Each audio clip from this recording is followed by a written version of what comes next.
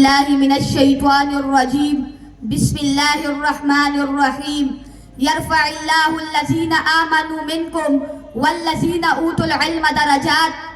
معزز منصفین کرام، مشائخ عظام اور سامعین محترم، السلام علیکم ورحمۃ اللہ وبرکاتہ. محترم سامعین، فوائد اصول علم دین وہ عنوان ہے جو روح کی غذا، دل کا چراغ اور عقل کا جمال ہے.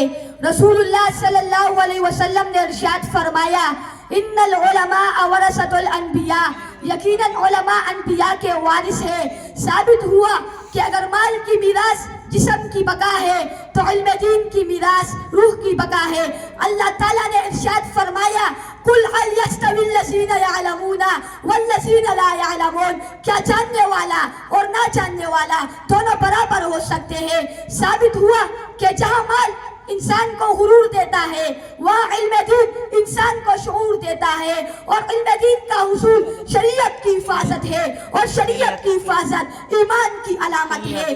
قرآن نے فرمایا، یرفع اللہ الذین آمنوا منکم والذین اوتوا العلم درجات. یہاں عقلی استدلال یہ ہے کہ اگر غذا سے جسم جیتا ہے تو روح علم دین سے زندہ رہتی ہے. سامعین محترم، رسول اللہ صلی اللہ علیہ وسلم نے ارشاد فرمایا، من سلک طریقا یلتمس فیہ علما سہل اللہ لہ بہ طریقا الی الجنہ. ثابت ہوا کہ علم دین نہ صرف ہدایت کی زینت ہے بلکہ یہ جنت کی سیڑھی ہے. سامعین محترم، اللہ رب العزت اصول دین والے کو دنیا و آخرت دونوں جہانوں میں بلند مقام عطا فرماتا ہے. دنیا میں عزت، زبان پر اثر، کردار میں نور، اور آخرت میں جنت الفردوس کی بشارت دیتا ہے. جیسا کہ ارشاد ہے، نرفع درجات من نشاء. سامعین محترم، علم دین ہی حیات قلب، نور عقل اور زینت کردار ہے. یہ وہ بارش ہے جس کی مثال نبی صلی اللہ علیہ وسلم نے دی کہ جب بارش زرخِ زمین پر برسے تو گلزار پیدا ہوتے ہیں. اسی طرح جب علم مومن کے دل میں اترتا ہے تو عمل کے پھول اور تقوی کے ثمرات پیدا ہوتے ہیں. تو آئیے ہم بھی علم کے اصول کو اپنی زندگی کا مقصد جانیں تاکہ دنیا میں عزت اور سکون اور آخرت میں جنت ہمارا مقدر بن جائے.